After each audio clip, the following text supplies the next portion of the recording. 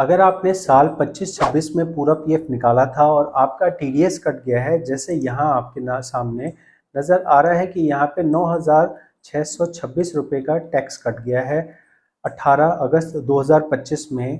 तो आप अब इसे रिटर्न भर के रिफंड ले सकते हैं। यहाँ पे इनकम टैक्स के वेबसाइट पे अब आपको आईटीआर भरने का ऑप्शन मिल चुका है। आईटीआर की वेबसाइट खोलने के लिए आपको इनकम टैक्स लॉगिन पे टच करना पड़ेगा। ये वेबसाइट पे आप आ जाएंगे। इस वेबसाइट पे आपको कुछ इस तरह से नज़र आएगा।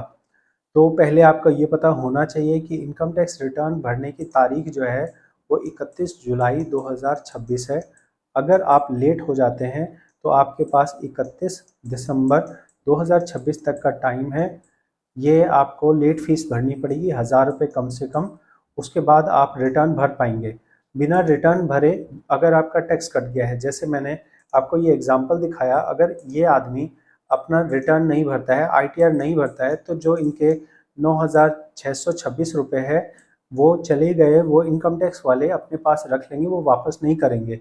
लेकिन अगर ये आईटीआर भर देते हैं तो इनको ये 9,630 रुपये मिलेंगे। राउंड फिगर में मिलते हैं तो 30 रुपये इन्हें मिलेंगे। इसके लिए क्या करना है, इसके लिए सबसे पहले इन्हें इनकम टैक्स वेबसाइट पे आना है। पहले लॉगिन पे टच करना है, यहाँ पे अपना पैन नंबर डालना है और कंटिन्यू पे बटन दबाना है। अगर कंटिन्यू पे बटन दबाने पे इनको एरर मैसेज आता है कि आपका पैन नंबर रजिस्टर्ड नहीं है, तो इनको अपना पैन नंबर रजिस्टर करने के लिए रजिस्टर वाले बटन पे टच करना है।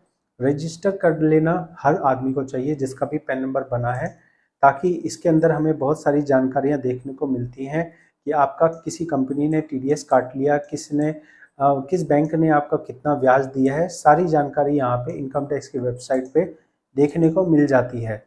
तो यहाँ पे आपको अपना पैन नंबर दर्ज करना है, फिर वैलिडेट करना है और आगे का सारा प्रोसेस, एक एड्रेस डालना और मोबाइल नंबर डालना, ईमेल डालना, वेरीफाई करना, ये कैसे होगा ना, इसका लिंक आपको डिस्क्रिप्शन में मिलेगा।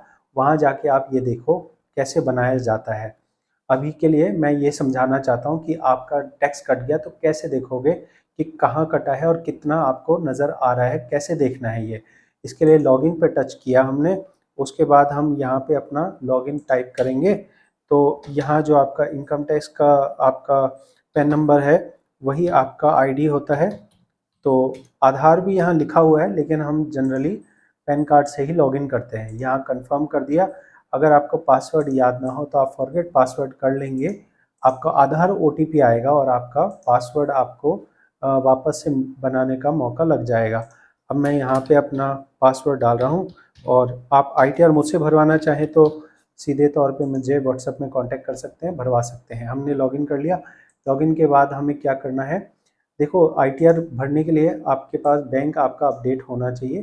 तो जो भी बैंक है, आप जितने भी बैंक हों आपके जिस पे आप लेन देन करते हो, तो आपको वो अपडेट करना होता है। यहाँ पे अपडेट पे टच करते हैं।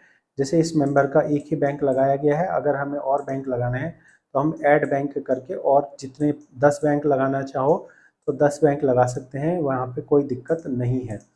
इसके बाद हम अपना टैक्स जो कटा है उसको देखने के लिए ई फाइल पे आएंगे। फिर हम इसे इनकम टैक्स पे टच करेंगे। इनकम टैक्स पे हमें यहाँ पे आना है। उसके बाद हम नीचे आ जाएंगे, एनुअल इन्फॉर्मेशन स्टेटमेंट पे आ जाएंगे। इस चीज़ को आप फ़ोन से भी कर सकते हैं, बस फ़ोन में स्क्रीन छोटी होती है। फ़ोन को घुमा लोगे, अगर फ़ोन को घुमा लोगे, रोटेट कर लोगे तो ऐसी बड़ी स्क्रीन आ जाएगी। फिर ऐसे ऐसे करके अपना ये सारा जो मैटर है उसको आप देख सकते हो। फिर आप EIS पे टच करोगे, साल आपका 25-26 सिलेक्ट है। फिर EIS पे टच करके नीचे आ जाना है। नीचे आके आपको देखने को मिलेगा कि यहाँ पे जो भी आपका साल के दौरान टैक्स कटा है, चाहे वो सैलरी वाले ने काटा हो, चाहे PF वाले ने काटा हो, चाहे बैंक वाले ने काटा हो, वो आपको यहाँ देखने को मिलता है। तो यहाँ नज़र आ रहा है कि इनका EPFO ने काट लिया है टैक्स। यहाँ पे एम्प्लॉय प्रोविडेंट फंड ऑर्गेनाइजेशन सब अकाउंट ऑफिस दिल्ली। तो दिल्ली का ये है कि भाई जो जहाँ दिल्ली से सेटल हुआ है तो दिल्ली नाम आएगा, चेन्नई वाला होगा तो चेन्नई नाम आएगा। तो इस तरह से होता है, जिस ऑफिस का कटा होता है टैक्स वो ऑफिस का नाम आता है। इन्होंने इतना पैसा निकाला था 50,000 रुपये, तो 50,800 रुपये एक्स्ट्रा हो गया, इसलिए इनका टैक्स कट गया। अगर यहाँ पे 50,000 से कम होता तो कोई भी टैक्स नहीं कटता। हम यहाँ टच करेंगे, हमें नज़र आएगा कि हमारा TDS यहाँ नज़र आ रहा है। तो जैसे 5,088 रुपये है, तो राउंड फिगर में आता है तो ये 88 रुपये को बना दिया जाएगा 5100 रुपये, और 5100 रुपये का इनको रिफ़ंड मिल जाएगा। तो रिफ़ंड लेने के लिए क्या करेंगे कि हमें अपना समय से 31 जुलाई से पहले अपना रिटर्न भरनी है। अगर 31 जुलाई मिस हो जाए, 31 दिसंबर से पहले, ये ITR का काम मैं आपका कर सकता हूँ। इसमें कोई आपको किसी और के पास जाने की ज़रूरत नहीं पड़ेगी। जैसे इस भाई साहब का अभी हमने ITR भरा हुआ है, जो हमने देखो यहाँ पे हम फाइल स्टेटस देखेंगे तो हमने 5 जून को इनकी ITR भरी है और ये आगे प्रोसेसिंग में है। जब ये यहाँ तक आ जाएगा तब इनको रिफ़ंड मिल जाएगा। इसमें 1 महीने जितना टाइम लग सकता है और रिफ़ंड पूरा का पूरा इनका मिल जाएगा इनको।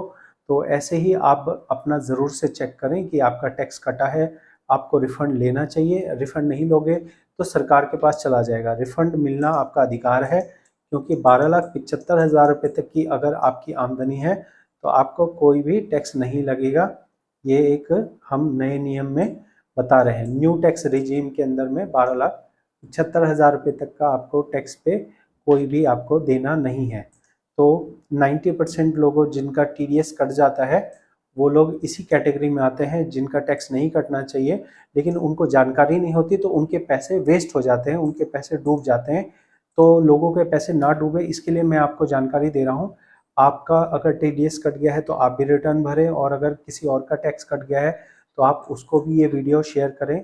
मेरे चैनल पे आपको PF की बहुत जानकारियाँ मिलेंगी, आप उनको देख के खुद से अपना PF का काम कर सकते हैं। और मेरे से करवाना हो तो मेरा ये नंबर दिया हुआ है और वेबसाइट दी हुई है, आप इस पे विज़िट करके अपना फीस पे करके सुझाव ले सकते हैं और काम करवा सकते हैं। धन्यवाद। Are you looking for expert help with your Provident Fund?